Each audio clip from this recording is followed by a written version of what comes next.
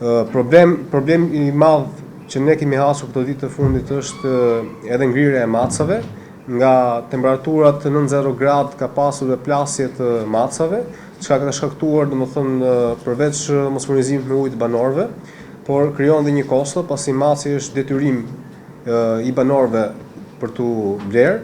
duke parë situatën në cilat jemi në kushtet ekstreme të motit dhe për mos rënduar më tepër xhepat e qytetarëve, ndërmarrja e sjelljes kanalizime e Durrës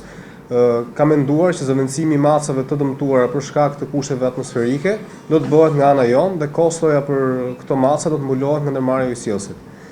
Deri momentalisht janë evidentuar 230 maca në zonën e Sallmonës dhe afro 200 tjerë domethënë në zonën e qytetit Durrësit. Pritet që numri të jetë akoma më i madh.